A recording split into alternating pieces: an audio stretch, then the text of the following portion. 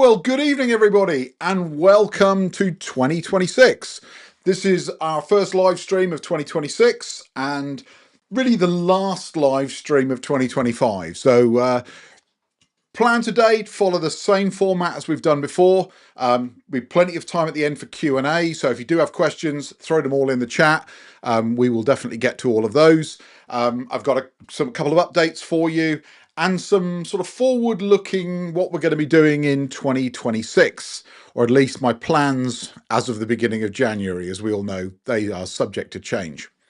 If somebody could just do me a favor and let me know that the audio's great, just pop something in the chat and let me know that that's all working fine. It all looks okay from my end, but always good to have a sanity check.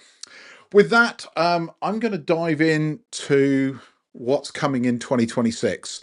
Now, if you're new to the channel, I should sort of give you the sort of background here. So every month, at least once a month, sometimes in the warmer months, we do 2 a month. I try and do a live stream where we'll talk a little bit about what's been going on sort of behind the scenes with the channel. We'll talk a little bit about some of the work that we've been doing to raise money to help people with their energy bills. And then basically we'll try to get as much time as we can for Q&A. Today, a little bit different because I want to talk a little bit about what's going to happen in 2026, because there's a couple of things that, certainly for me, some big changes coming in my life in 2026. But I'm not going anywhere. So for those that are worried about that, you'll have to sit and listen to me for the whole of 2026. So I think probably a good place to start is I want to introduce something that I call Anything Can Happen Thursdays. For those of you that know the television show The Big Bang Theory, this was a plot theme. Basically, they found that they were getting stuck in a rut, that they were doing the same thing over and over again. And so they came up with this concept of doing what they call Anything Can Happen Thursdays. So starting in February, I'm going to be doing 1 or 2 videos a month. They will be on a Thursday. And they will be nothing to do with solar batteries, heat pumps, EVs, charging, tariffs, all the usual stuff. Completely different. And it's to try and get me out of the rut, to get me to think a little bit differently, but it's also to test out some new topics, see what people are interested in. Again, I'm a boring old middle-aged man, so don't expect anything too radical. We're not going kite surfing or anything like that. But yeah, just things that I'm doing that catch my interest and think that somebody else might be interested in that, and we can have a good conversation about it. So that's the plan. I did want to try and get one out this Thursday, but just life got in the way. So starting in early February, 1 to 2 videos a month on Anything Can Happen Thursdays. And again, if you're not interested in them, don't watch them. That will send the message pretty quickly. I just saw the bottom come out. Yay, dog videos. The dog. So I get this a lot. We've got 2 lovely Bernese mountain dogs, and they're called Yogi and Bear, and they are phenomenal dogs. Absolutely love them to bits. But they are the most uncooperative, stubborn, set in their ways dogs you've ever come across. So as soon as you get a camera out and try and get them to do anything to cooperate with you, they weigh 55 kilos. So if they don't want to move, they're not moving. And you can try, but not going to happen. So we'll see. Maybe some dog videos. Other plans for 2026. I plan to retire this year. I know what you're thinking. You look way too young to retire. I'm actually 57. It has been my plan to retire. I originally planned when I was back in my 30s that I'd like to retire when I was 55, having no concept of what my life would be like when I was 55. But COVID kind of delayed some of that. Life got in the way, a couple of other things that got in the way. So if I can negotiate with my company, I plan to retire later, probably late summer, early autumn. But that means there's going to be some big changes in our life. My wife has made me promise that when we retire, we can get one of these. Now, my first thought was, well, why would I want to sleep in a van when I've got a very comfy bed at home? But as we sort of looked into the idea of maybe touring around the UK and a bit of Europe, my first thought was, I can take some solar panels and batteries with me, and I can kind of do renewable energy on the road. So that's what we're thinking of. Again, may happen towards the end of the year, may not. But we will see. So you might see some videos that are from different places. But the channel itself is not going to become a van channel. I can assure you of that. But we're going to certainly be looking at using some of the tech that we've got and taking it on the road with us, if it all comes together. The other thing that needs to happen this year is, obviously, for those that have been around the channel for the last year, you'll know that we took all of the money that we made from this channel, from YouTube, from referrals and everything else, and put it into helping people with energy issues, whether it be paying off some energy debt or insulating their homes. I need to wrap all of that up this year. In fact, I'm just in the process of doing that with an accountant right now for the end of 2025, and I'll give you the full numbers because you guys have been amazing this year. You've helped me raise an awful lot of money, and I'll sort of explain to you what's going to happen with the rest of that. But as we go into 2026, this will become part of my retirement income. So yeah, I need to actually start making some money out of this channel, because surprisingly not, it does actually cost quite a bit of money to run a YouTube channel. I know it doesn't seem like it, but when you take into account just the time and effort and everything to put it all together, there is an expense involved in it, and I need to start recouping a little bit of that. But I'm not going to let this become over commercialized. I've tried to be very judicious. The sort of only real main sponsor that I keep going back to for the channel at the moment has been EcoFlow. I have been approached by a lot of other companies that want to do some weird stuff. Very few of them I've said yes to, and that's going to be the sort of plan going forward. I'm not just going to take anybody who comes in and says, here, we'd like to give you some money to make a video. I don't think that's the right way to do it. So there will be a few sponsors, not very many. One of the things I'm going to ask them to do is, whenever somebody sends me a product, I'm going to ask them to send me two. And I'm going to give you guys one of them. So, or maybe two of them if I don't have a use for the other one. But I'm actually negotiating at the moment with a power station vendor, not EcoFlow, but a different power station vendor. And the plan is that they will ship me two of the systems. We'll do a video about one of them, and we will give you guys the chance to win one of the others. So this was something that seemed to work quite well when we did the EcoFlow power stream a few months ago.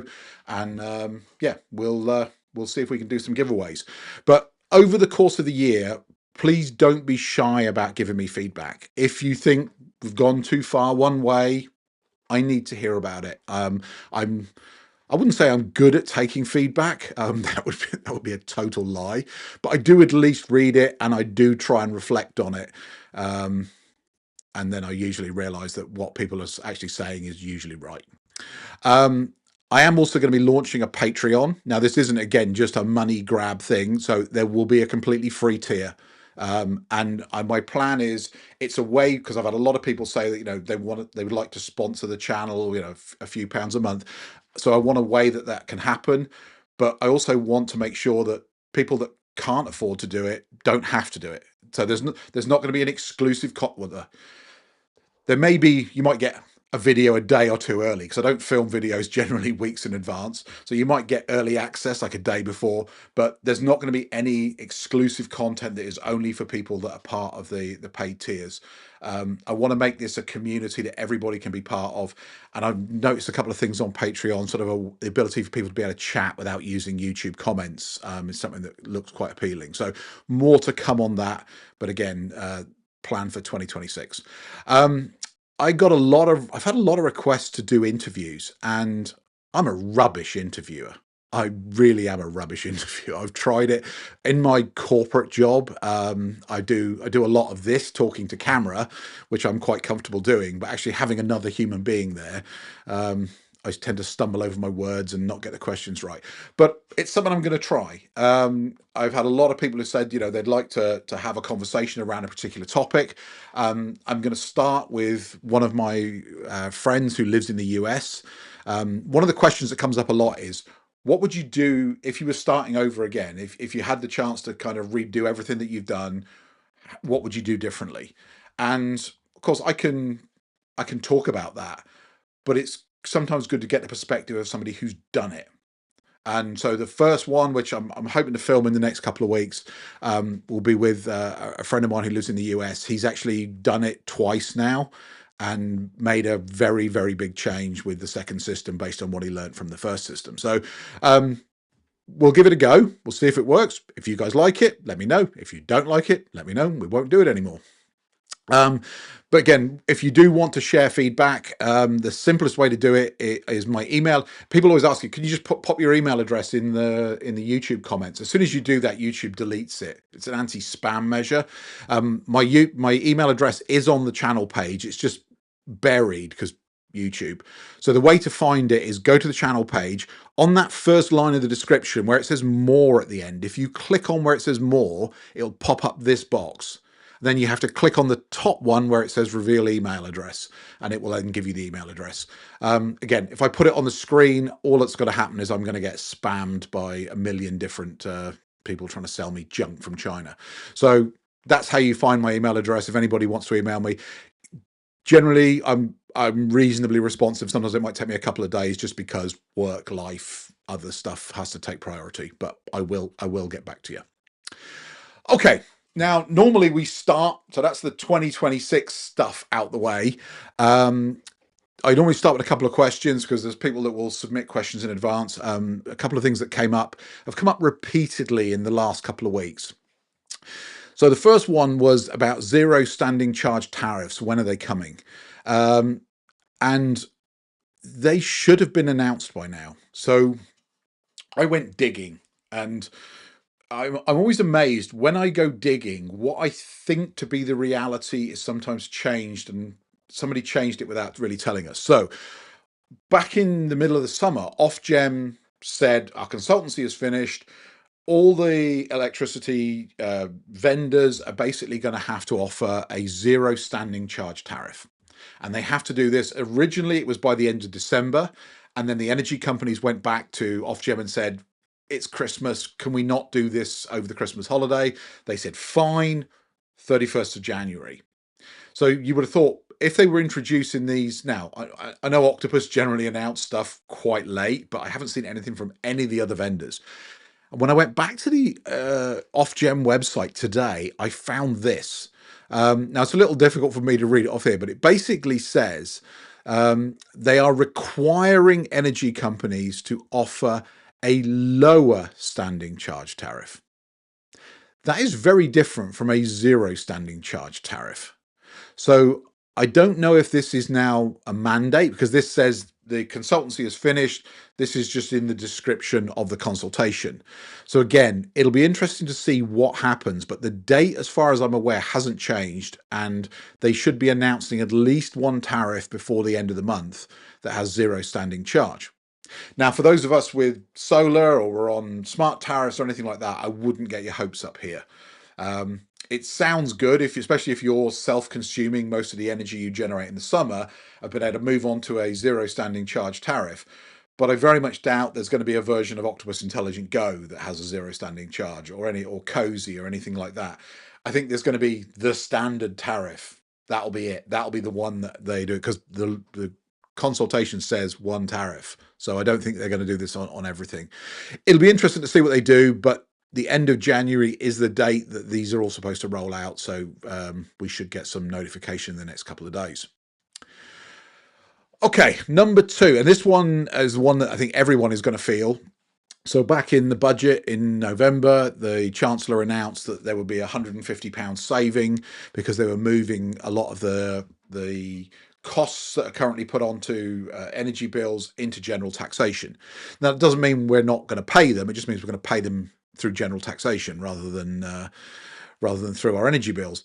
But Martin Lewis, the crusader, I think I call him now, because he seems to spend most of his time in front of MPs in Parliament yelling at them. He actually went round to every single energy company and asked them, are you going to pass on this whole reduction to your customers? And if so, when are you going to do it? And he kind of forced them to all act, because he went to Octopus first of all, and Octopus put their hands up and said, yep, absolutely, we're going to pass on 100% of it, and we're going to do it on the 1st of April. And all of a sudden, that kind of put the pressure on British Gas or Centrica and a few others. And they moved from, yes, we're going to pass it on. We don't know exactly when. And now they've all changed to, yes, they're going to pass it on. Yes, they're going to be doing it on the 1st of April. So the table that you can see on the left there, that is just a list of all the energy providers that Martin Lewis has been in touch with. And they're all pretty much saying, yes, they're going to pass it on. Yes, they're going to do it on the 1st of April. I think there's like one or two exceptions, but they're the really small companies. Now, a couple of interesting things here is the Chancellor said £150. It's looking like it's going to be apparently more like £135 that we'll get off of our bills. And originally that was going to come off of the standing charge, but it's not anymore. So the standing charge is probably still going to go up in April. But it's going to come off the rates. So we should see a reduction in both the day rate and the off-peak rates. By how much, I don't know, but it should, in theory, be an average of about £135 per person. Okay, let's dive into the numbers and see how the Net Zero Challenge finished up in 2025. For those that are new here, so I set myself a challenge at the beginning of 2025, if you saw the video from a couple of days ago, to have a net zero energy bill. So no spoilers here, because the answer was in the video, that we did actually achieve it. We ended up with a 0 or less bill for the whole year. And basically it worked out as close to the line as it possibly could. So we ended up with generating enough energy during the summer from our solar panels. So we have about 9.6 kilowatts on the roof. We have a whole pile of batteries. These are just 3 of the ones that are in the garage. We have a whole pile of EcoFlow batteries. We have fence panels, solar panels on the fences. So all of that together generated enough export in the summer that it covered our winter bills just by the skin of the teeth. But it was a really phenomenal year. So just to compare 2024 and 2025 with exactly the same system. So I'm leaving aside the fence mounted system because I tinker with that all the time. But the system on the roof is exactly the same as it was in 2024 as it is in 2025. That system alone generated 5.4 megawatts in 2024. And in 2025, it generated 8.67 megawatts. So the graph you can see at the bottom there, ignore the 2022. That was because we changed the inverter. We lost all the data because SolarEdge are idiots. But 2023, 2024, you can see pretty much exactly the same. 2025, off the charts. So last year, exceptional. Fingers crossed we get another exceptional year this year. But yeah, 8.67 megawatts. So for the whole year, we ended up with a total bill that should say minus £43.53p.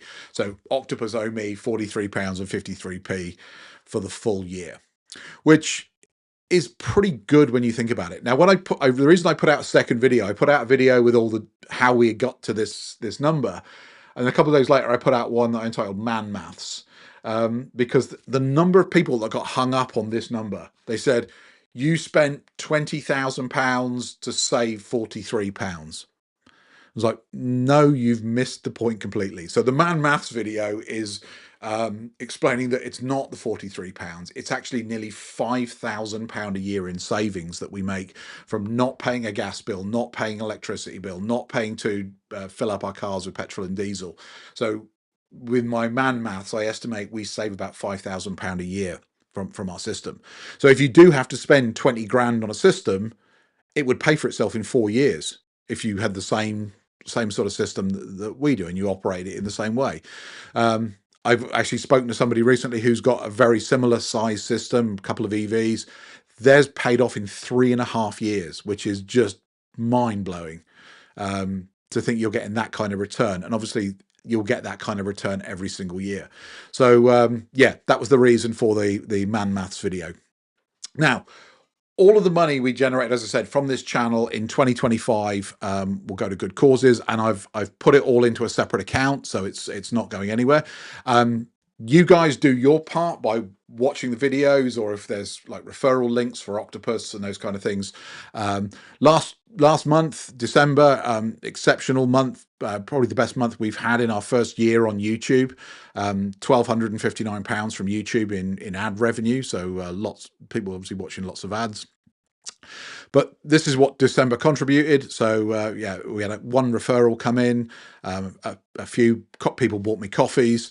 All of that goes into the pot, plus the YouTube ads. So a grand total of £1,318.09. Now, I remember showing this to my wife. My wife was like, "That's amazing." And I said, "Yeah, but just think about this. If that was what you earned in a month, and to be honest, this could become a full-time, well, it will become a full-time job once I retire, but that's not minimum wage. So there's still a way to go till this can become something that we could actually live on. But £1,300 in a month is amazing. I'm covering all the taxes for 2025, so obviously I've got to pay 40% tax on all of this. So yeah, I'm going to cover that. And then now, actually, strange enough, it says at the bottom corner on the first £10,000. This was on advice from my accountant. He said, don't leave yourself open, because if it suddenly goes gangbusters, you could end up with a massive tax bill. So he said, cover it on the first £10,000. Then he says, at least you'll have a knowable number. Interestingly, he chose that number. We'll come back to that in a minute. So for those, again, that have been around the channel a while, you know that the first plan for this money was I worked with the Citizens Advice Bureau to find people who had significant energy debts, and we just paid them off. And actually, I did this for the first person, and then got them into all sorts of trouble with the DHS, whatever it's called now. And they actually got their benefits reduced because they'd received this chunk of money. So we come up with a completely new plan based on a couple of people on the channel's input. Was we bought pretty much an entire B&Q store's worth of insulation. I ended up I spent nearly a month ferrying it back and forward. I tried to get it delivered, but it was just too much and I had nowhere to store it. So this space was piled high with insulation at one point. And actually I got in touch with a local handyman who has been installing this in a local day centre, through the local day centre into sheltered housing in our area. He's been doing the work for free. And up until just before Christmas, when he went on his holidays, he'd managed to do 45 homes. Now, he's been doing this at no cost, taking his own time to do it. And I said to him, look, I'd rather pay you to do this. And he was having none of it. So I actually got in touch with his wife and just paid the money directly into his bank account. So we have actually paid him for doing the work. He was over the moon. He just wanted to do the work because he thought it was a good thing to do. But I have actually paid him for his time to do this. And he's going to do some more for me in late January. So this is how we ended up that year. As you can see, towards the end of the year, November and December, really starting to grow. So in total, you guys just participating in the channel raised £9,678.82p. So my accountant was pretty much spot on. So almost £10,000. And we've spent about 4,200 of that already. And so we've got about another 5,500, which his sort of plan is he's going to go through. There's a couple of other sheltered housing things in Cambridgeshire that he works with. He's going to go through and double check all their insulation and fit them out over the next couple of months. So huge thank you to everybody. This has been an amazing year. I think between us, we've all done a pretty good thing. So, big congratulations to everybody. Thank you very much. So how did we do? Well, again, if you've watched the video, you've probably seen most of this, but to finish up the year, December was an awful month from a solar generation point of view, but to be expected. We imported 1,400, so 1.4 megawatts of electricity to run the house, charge the cars, run the heat pumps, at a cost of £122.68. And that was only 16% up on November. Now, when I look back a year ago, our November to December increase was about 30%. So we obviously did something different. I'd love to be able to tell you what it is, but I think if you look at the December graph there, you can definitely see as we get into the days around Christmas, it starts to increase, obviously with a lot more people being at home. Export, horrible. We exported 84 kilowatt hours for the whole month, which made us £12.65. So we exported 51% less in November, but We're now past the midwinter solstice on the 21st of December, so the mornings are starting to get a little bit lighter. It's not really noticeable at the moment, but it certainly will be over the next course of the next month. So hopefully these numbers will start turning around and going back in the other direction. We still don't have any gas. I'm more than happy about that. So this is what December looked like. So we ended up the month at £110.03, which meant we ended the year with Octopus owing us £43.53. So challenge accepted, challenge conquered. So that's it for the 2025 update. For 2026, I'm going to do something a little bit different.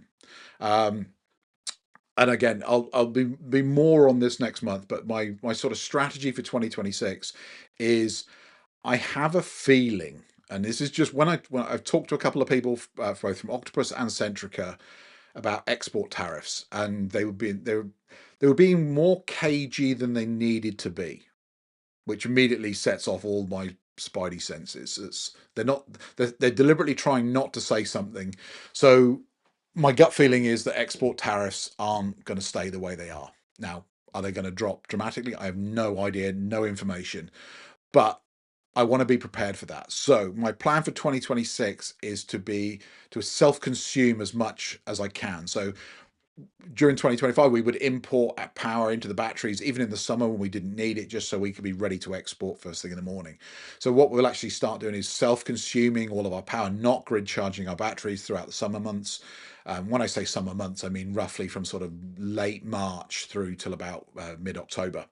And I'm going to change tariffs onto flux. And then what we will do is fill the batteries up during the day and then force export in the 3-hour flux window in the evening, which actually at the moment pays double what the outgoing Octopus pays. So instead of 15p, it pays almost 30 pence per kilowatt hour if you're on flux. Will it work? I honestly don't know. I've looked at all the numbers. I've tried all the different models that I can possibly do to try and figure it out. I ultimately ended up relying upon Tim and Kat's tool on their website, and they said, this is how you should do it, and it married up with what I thought the way it should work. So I was like, well, that's all the evidence I need. So that's the plan. More to come on that as we get into next month. So again, just a huge thank you for everybody for all of your support in 2025. 2026 hopefully will be better. If I do actually get to retire on time, I can do more of this. I absolutely love doing this. It's been one of those things that I do this, and a lot of people ask, are you comfortable in front of the camera, or is it do you have to film it like 27 times? No, I'm quite comfortable talking to the camera. I'm doing it right now. I do this as part of my corporate job, so quite used to it, but I'd like to do this more. So obviously if I do end up retiring this year, I'll have more time to produce more videos. Anyway, what I'm going to do there is let's go back to the main camera and let's take a look back through some of the questions. And if I do this, so for those that have not been on the channel before, the reason I do this is what I can actually do is I can drag out what people are asking. So generally the first time I get to see these is when I drag them up onto the screen. So you've got to give me a few seconds to read them. It's great. All the answers. What would happen if you got run over by a bus? I'm pretty sure the CFO would celebrate, because there'd be no more smart tech in the house. To be honest, right now she'd probably bring in an electrician and just have it all removed, because she is not technophobic is the wrong word. She doesn't mind it. She just doesn't get excited by it. So yeah, there's a lot of tech in this house. I am slowly but surely showing her how different bits work, and when something goes wrong, if I know immediately what the thing is, I will sort of walk her through and say, if this happens, then do this. But if it's something where I've got to sit and scratch my head and go, why isn't this working? Or anything that involves Home Assistant, she is not going to start looking at YAML code anytime soon. So yeah, if I got run over by the bus, she would cope very, very well. She'd probably take a lot of the tech and eBay it or something like that. Okay.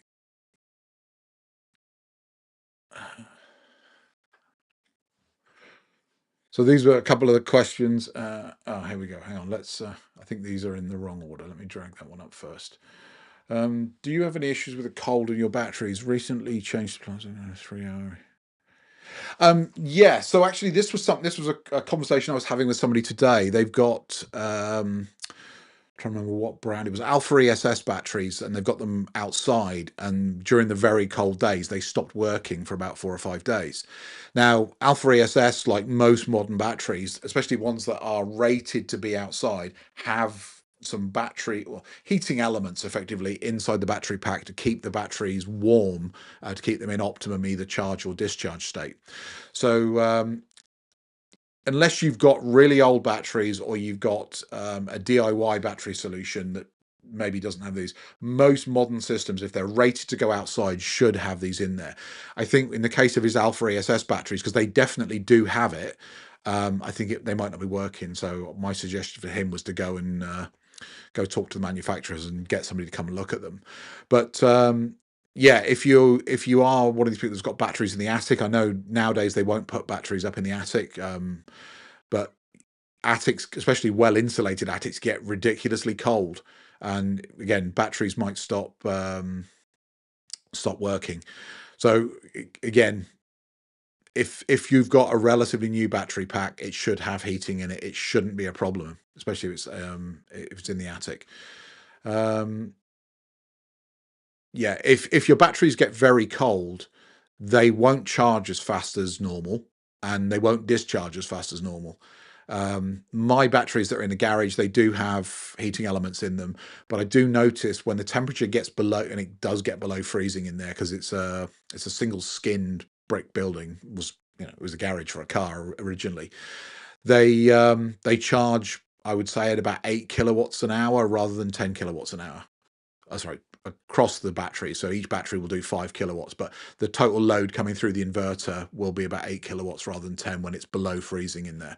And that is with heating. So if your batteries don't have heating elements, then you might end up with problems with them.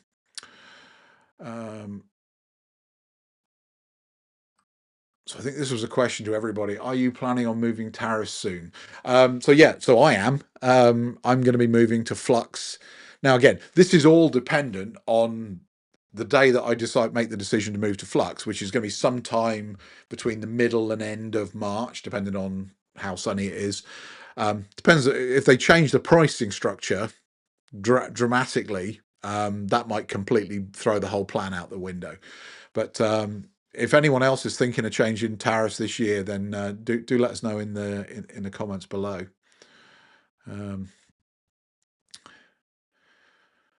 I think in the summer I'm going to. So this was the other option that I seriously considered looking at, was going to Agile, and the only thing that really put me off was the Agile. So Agile. Let me backtrack. If you go to Flux, you have to be on Flux for import and export. Now, a few people have said that they're on Flux import and outgoing export, but I've been in touch with a number of different people at Octopus, and they were like, no, this is not allowed. So either they're very lucky and they got away with it, but Flux, to be on Flux, you need to be on Flux import and Flux export. But you can be on Agile without being on Agile export, and Agile export hasn't been that great. There is a tool on the Octopus website where you can see the historical both incoming and outgoing prices, and it's never really got much above 15 pence. Most of the time it seems to sit for export, seems to sit around 7 to 10 pence per kilowatt hour.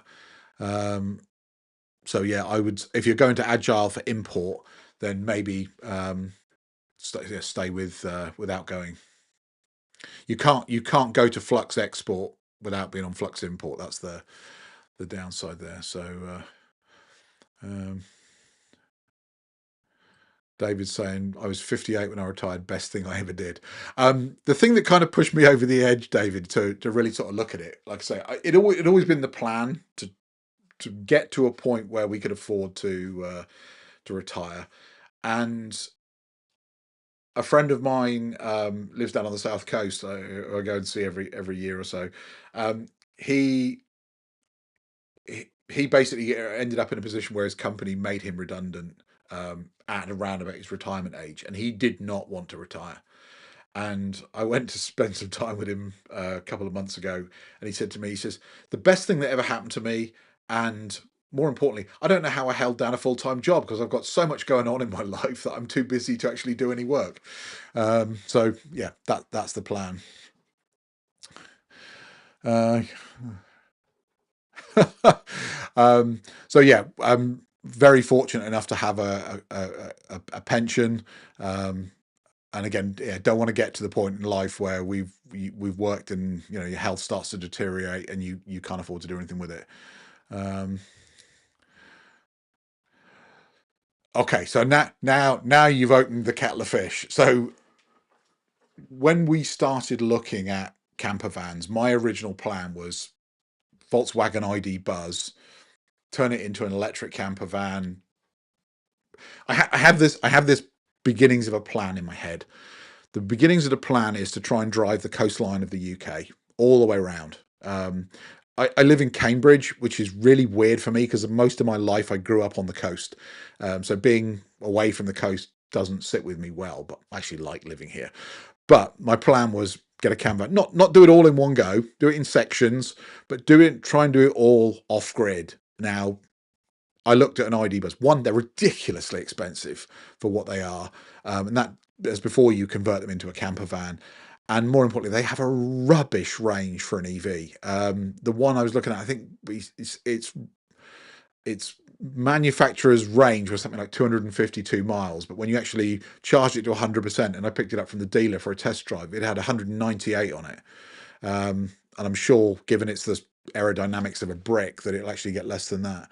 But yeah, I saw the video of Steve's trip to Morocco. But again, we probably won't go with an EV van, but my plan is not to use campsite hookups or anything like that. Is to take solar panels, generate. I might even get myself a wind turbine, because go down by the coast, pop a mast up, run a little thing just to charge some batteries, might be enough. But there will definitely be some videos about it if we actually go forward with this. What happens to the energy bill reduction if you're on a fixed tariff? I don't plan to be on a fixed tariff. So yeah, it's I don't think you can really reduce your energy bill other than not use as much energy if you're on a fixed tariff. With a smart tariff, you can be clever with it. So if again, with batteries, you can obviously import stuff when it's cheap and use it up later on. But I don't think you can really if you're on a fixed tariff.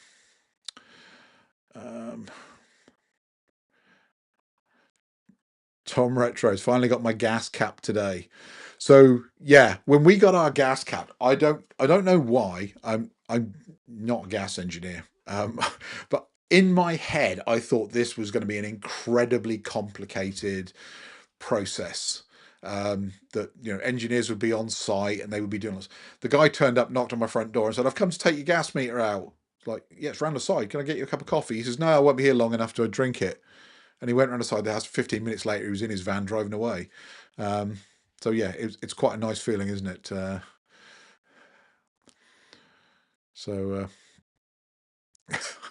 Somebody says retire now and stop paying tax. That is part of my plan, but I'm pretty sure at some point they'll figure out ways to tax me. So right now I'm working through the thing. So I'm, like I say, I'm 57. Be 58 at the end of 2026. I have to get to 60 before I get my military pension. So that's the bit I'm bridging at the moment. So and then I'll still have to pay tax on that, because you have to pay tax on a military pension, which I think is just ridiculous. But that's a whole nother topic. Do you think the trend of smart tariffs will be? So this was an interesting, again, so remember I said earlier on, I was talking to I've had a few conversations completely off the record with people from Centrica and a couple of people from Octopus. And I would separate export tariffs, which are obviously market dependent and need dependent on what the energy company wants, and general smart tariffs. Because one of the comments I get a lot from people who, the EV haters, it was like, well, how much is it going to cost you once they take away your cheap overnight charging? I don't think they realise quite the size of the problem that the UK has at night. So go back to the 1960s when we had lots of factories and things that used a lot of energy. Those The reason we had things like Economy 7 in the 70s, where when those factories shut down for the evening, if they weren't a 24/7 factory, there was a glut of energy. The coal-fired power stations were still going. There was a glut of energy, and the energy companies needed to get rid of it. So that was why Economy 7 came in. And today's off-peak tariffs, the Intelligent Octopus Goes, the 7p rates, are a hangover from that, because even though we don't have as many big factories anymore, things like that, businesses still shut down at night time. Most people don't work night shifts, so therefore as people start to go home at 5 o'clock, there is a massive glut of energy in the network. Now I'm sure if everybody in the country converted to EVs, that we'd suck up a large portion of that, but that energy still needs to be used up at night time. So I think the lower cost off-peak tariffs, they're here to stay until the entire country is paved over with AI data centers that are using up all the energy. I think we've still got a number of years that we'll see off-peak stuff. I don't know if it will get shorter, because right now there's talk. People are saying, actually we could do with more hours of it, because if you think about it, Octopus finishes their intelligent go at about 5:30 in the morning. Well, most of the world isn't up and at work at 5:30 in the morning, so there's a period there where there is still a glut of energy in the network. Anyway, just my ramblings on that particular topic. I too.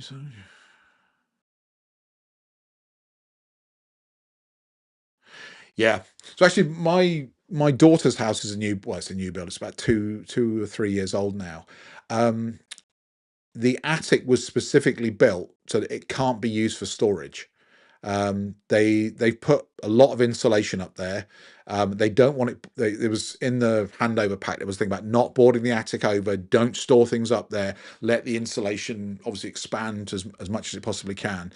And it is freezing up there. And in fact, we went up and just to check things like, because she's got a combi boiler, one of the pipes runs up through there. We went up just to check that there wasn't any possibility it was going to leak, and the pipe was freezing cold. And even that was after we insulated it. So yeah, it gets very, very cold up in the attic.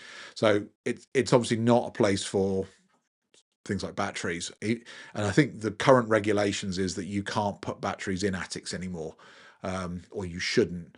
And the main sort of thinking behind it was, in the event of a fire in the house, not just nothing to do with your batteries catching fire, but in the event of a fire in the house, if the fire were to weaken the structure of the roof, 120 kilos of batteries could come crashing down through the roof onto firemen.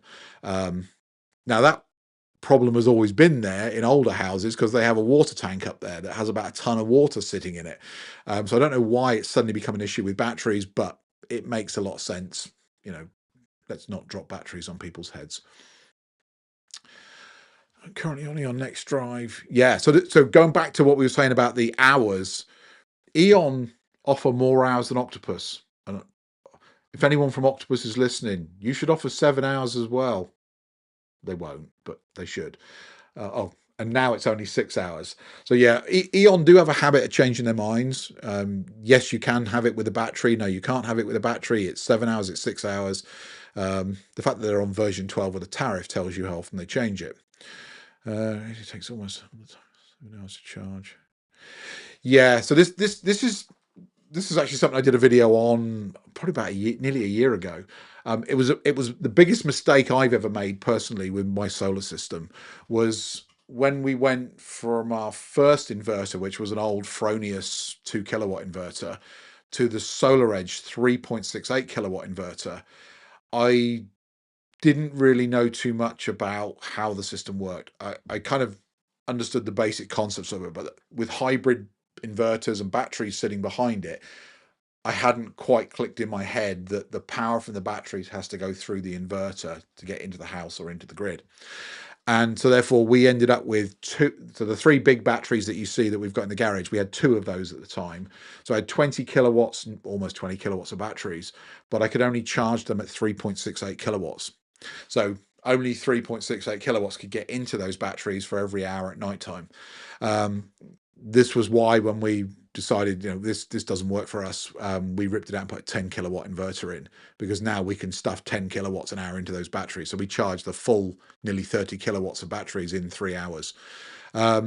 But yeah, it is something to figure out. Is you can add more battery capacity, but you might not be able to charge it, certainly from the grid, in the cheap break period, depending on the size of your inverter. Where are we?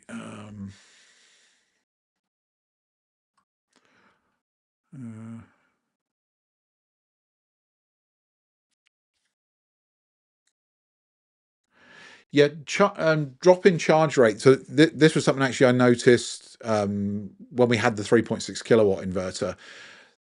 When the garage got very cold, instead of charging at 3.6 kilowatts, it used to charge at about 2.5, which meant in 5-hour period we wouldn't fill the batteries up. And it was the first time I really noticed the relationship between the temperature of the system itself, the batteries, and their ability to charge.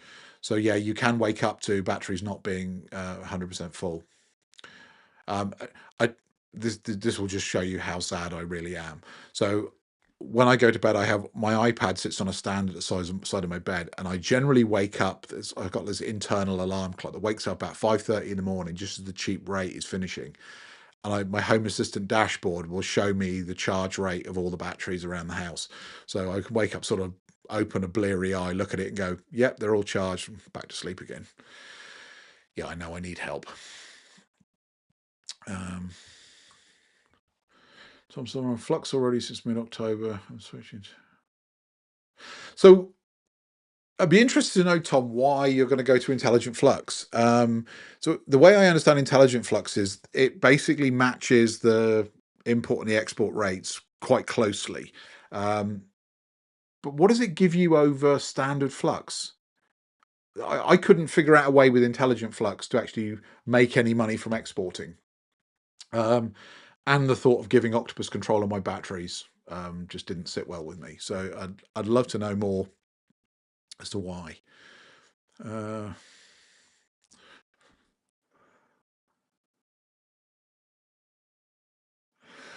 Yeah. Well, I mean, we'll see this year. My suspicion is the export rates are going to drop probably around about April, maybe April 1st, when the budget change comes in. Just because if you think about what happens when you're exporting. Now, I know that I was talking to one of my neighbors about this, and in his head, he's like, well, you're exporting to the grid. You're not exporting to the grid at all. What happens is, if you think about the process of it, your inverter is pushing out 230 something volts or 240 volts into the local network. So down the cable that goes under the ground from your house, or over the wires out of your house. That will go back to a transformer somewhere. Now, usually in a local area, there'll be a 3-phase supply, and different houses in a housing estate will be on different phases. So you might be on a different phase to your next door neighbor. You might be on the same phase as your next door neighbor, but only from the transformer down to you is at 240 volts. The transformer doesn't upscale your 240 volts back to grid level voltages and send it out over pylons. So the only people that can use up your energy are in your local area. So you might be giving it to your next door neighbor, you might be giving it to somebody a few doors down, but you're really only giving it to people in that area who are on the same phase as you are. Now, I don't know how many houses that is, depends on where you live, I suppose, but they will be using up their energy. And it might be that you might be an Octopus customer and you might be exporting, and they might be an Eon customer and they might be importing, and they might be getting your electrons, and it all gets figured out through arbitrage at the back end. But if lots of people are exporting and we have a sunny summer and there really there's more export than they can deal with, I wouldn't be surprised to see those prices come down. And then maybe they may come to a variable rate. I was talking to somebody the other day from Australia, and in Australia they don't get paid for exporting during the day. In fact, depending on where you live, sometimes you have to pay them to export your energy. Who knows? We'll see. As long as the issue in November, I switched back to hydro. Yeah, I intelligent flux. It doesn't make sense to me, or maybe I'm missing something. I need to go back and have another look at it. But again, I don't like the idea. I don't even like the idea of them deciding when my car's charging. But that's probably a me thing more than anything else. How can I avoid ecosystem lock-in? I fear I'm already. Um, Actually, with Give Energy, you're probably in a better position than most. And that's purely because Give Energy have some of the better APIs, integration into things like Home Assistant. So you can use those tools to manage your system if you want to. My Solar Edge system, it has a rubbish API. It does have a third-party integration into Home Assistant, but it's not brilliant, and you do need to be a bit of a rocket scientist to make it work. So yeah, I would say with Give Energy, you're probably in a better position than most. But there is no, if a vendor wants to lock you in, and I'm sitting here in front of Apple computers and iPhones and iPads and things, you're locked in. There's no laws to stop them doing it. So if a company really wants to lock you in, then there's not a lot you can do about it other than vote with your wallet. Let's have a look. Where are we?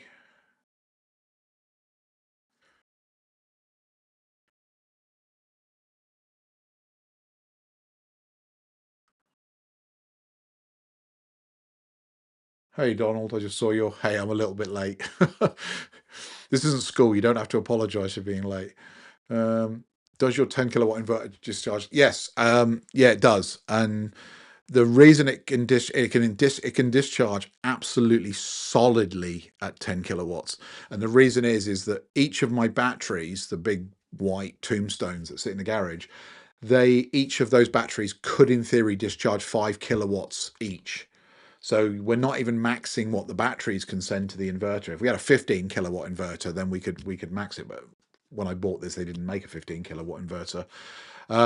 So yeah, the batteries are not even running at full tilt to be able to export or send the energy, the DC into the inverter to convert it to 10 kilowatts. So when we tell it to force export 10 kilowatts, it pushes out 10 kilowatts consistently. And I've had it do that for, I think I did it for 2.5 hours solidly. And then we got down to the 10% backup of the batteries, and it stopped exporting. But yeah, it can export as long as there's stuff in the batteries. It will export at 10 kilowatts. And interestingly enough, the other thing I do notice is my old 3.6 kilowatt Solar Edge inverter, when that was at full tilt exporting, put your hand on the front cover, it was very warm. Put your hand on the front cover of the 10 kilowatt one, you can't feel it. Doesn't feel like there's any warmth coming out of it whatsoever. Now again, could just be newer inverter, better designed. I don't know.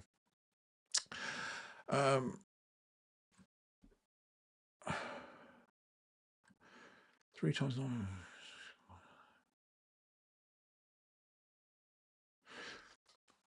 Now that's interesting. I wonder if it really is a 6 kilowatt inverter. So there are a friend of mine has. I'm trying to think of the name of it now.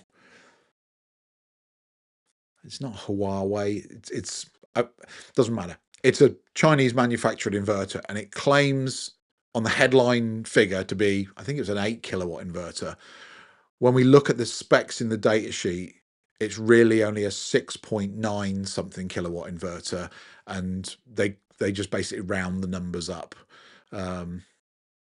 But that might be the case here. It might also be just the fact that you've got 3 batteries, so therefore it's taking power from each of the 3 batteries, and it's really only. I don't know why it would only give you 5 kilowatts.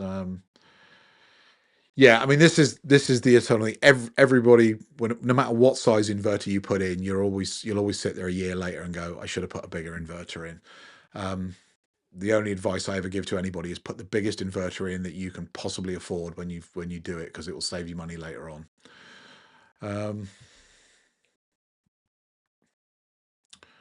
So I'm running. We're almost at the top of the hour, and where are we with these? I've still got a few more to go.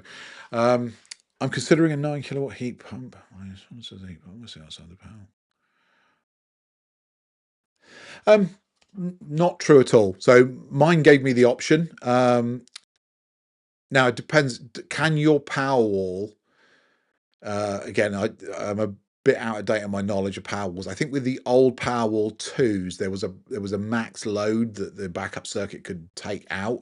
So it might be, but a 9 kilowatt heat pump doesn't pull 9 kilowatts of electricity. A 9 kilowatt heat pump probably 3 to 4, which should be well within the spec of a modern Powerwall backup circuit. But it might just be down to the breakers that they have in that panel. I don't see any reason why not. Now, with mine, they gave me the option: do I want it on the inside or the outside of the backup interface? We actually put it on the outside of the backup interface purely because our kind of thinking was we don't get a lot of power cuts around here. If the heat pump was off for an hour, which I think is the longest power cut we've had in a decade, then the house would still be relatively warm. As I said to somebody in one of the comments today, if we did have a 24-hour power cut, we would just go and move into the Ramada Inn down the road, because my wife has asthma and my mother-in-law's nearly 80, and neither of them do well in a cold house. So yeah, having your heat pump on the inside of your backup circuit is a great way to drain your batteries, especially if it was a cold winter's day. I mean, it would suck those things dry. So yeah, ours is currently installed on the outside, but if I change my mind, it is a really simple thing just to move it to the other side, just because of the way the electricians wired all the panels. I like it when Jack's put 1 of 2 and 2 of 2 on his comments. That makes life a lot easier. So I should have given up control of it.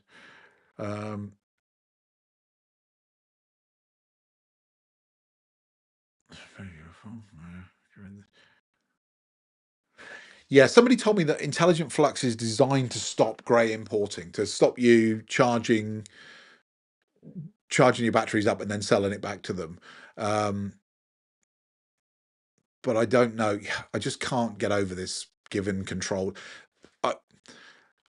To me, my solar and batteries and everything, it's a hobby. I tinker with it. I play with it. I was mucking around with Home Assistant today, doing things with the batteries.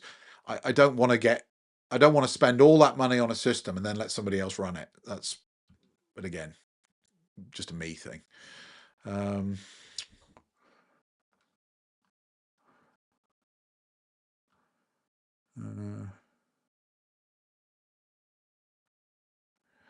Yeah. If you'd have asked me this question 3 years ago, I'd have said, no, don't put them outside there. My experience of this was my wife has an 11-and-a-half-year-old Nissan Leaf, one of the ones that look like it has bug eyes on the front of it, and it is, it looks like the Mark 1 EV, and it doesn't have a heater in the battery pack, barely has a heater in the car, but it doesn't do well in really cold weather. It works, don't get me wrong, you still get in it and you still drive, but the range drops massively, and it takes an age to charge when it is really cold, and that's because it doesn't have heating elements in the pack. Now, look at any modern EV, the packs are managed. So inside the battery packs are heating elements, and the BMS will, make sure that if the temperature outside is dropping, that we put a little bit of power in the pack to keep the pack nice and warm, so it's ready to take a charge or to discharge. All modern batteries can go outside. I don't know of any that are not weatherproof. The only thing that I would say be a little careful of is, I saw a Tesla Powerwall install. I think it was the Artisan Electric guys did it. It was down the side of a house. That there was literally like 2 foot of space between the wall of the house and the fence, and there were batteries go in along there. And a friend of mine who saw that video had his installed the same way, and he said in the depths of the winter he gets frost on the outside of the batteries and it never goes away because the sun never gets in there. It never warms that space up, so he can go days and days and days where that gap between the side of his house is absolutely frozen. So yeah, if you can put them somewhere. Now, obviously, you don't want them in direct sunlight because on a summer day, you don't want the sun beating down on the batteries as well. Like I say, mine live in the garage on the wall, and in the summer it gets quite warm in there, but not unobtrusively so. In the winter, it can get down to -2, -3 on a really cold night, but they don't seem to have any problems with that.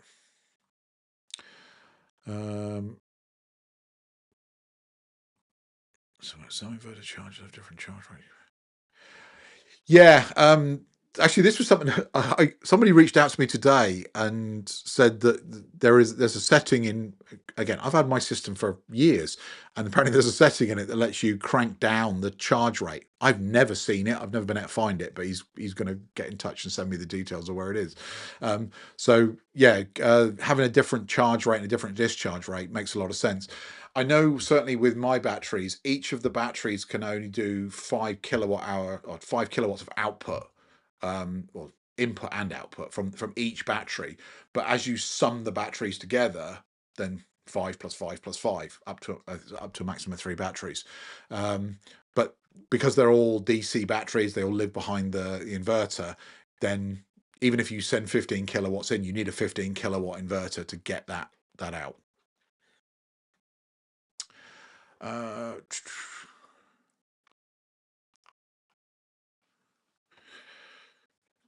Answer my battery dropped to -4 battery. Ooh, yeah, that's a significant drop.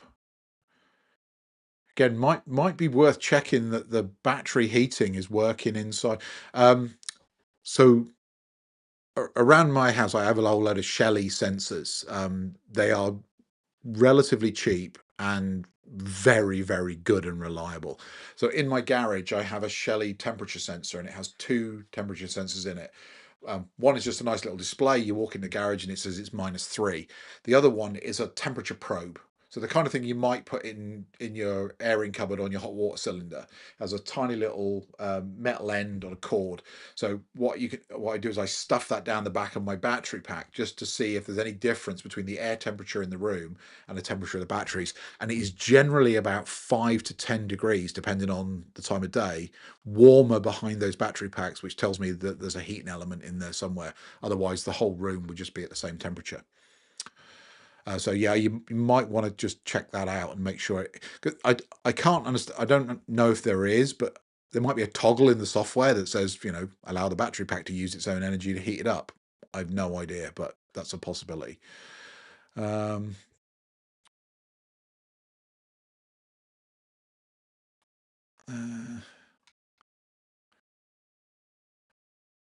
should have said it doesn't have a heater. So it depends on the model. So this was a question I was talking to somebody today in the chat in the comments. The Alpha ESS batteries, depending on the model, the newer ones do have heaters in them. It specifies on the data sheet that they are designed to go outside and they have heaters inside them. So it might be worth just checking the model. If not, it might be faulty. If it does have one and it's not. Because yeah, you really don't want your cells getting down to -4, -5. From Duracell.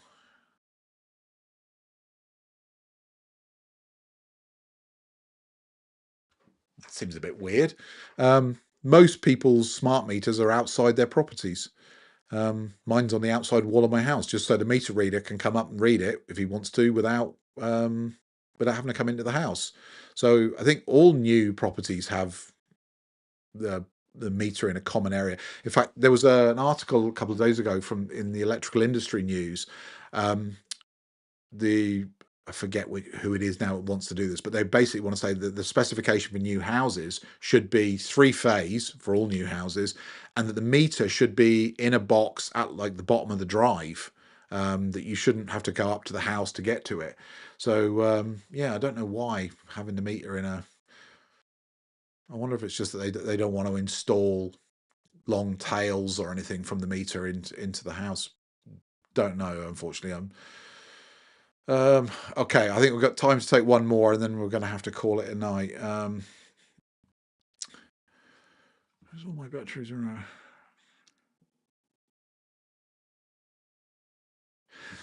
Yeah. So this was actually one of my neighbours had this problem. He had a his batteries were in direct sunlight, and on like June days they were getting temperature warnings from the battery saying the batteries were too hot. He built a very small sunshade, put them over the batteries, solved the problem immediately. So yeah, might be worth getting a bit of wood and just nailing it to the wall. Okay, I'm afraid I am going to have to call it a night there. Thanks everybody for joining. Apologies if I didn't get to the last few comments there, but my good lady is waiting. We're heading out for dinner, so I'm going to have to go and see her. Just a huge thank you for everybody for an amazing 2025, and yeah, looking forward to some interesting times in 2026. And I will see you all real soon for another one. Take care. Bye bye.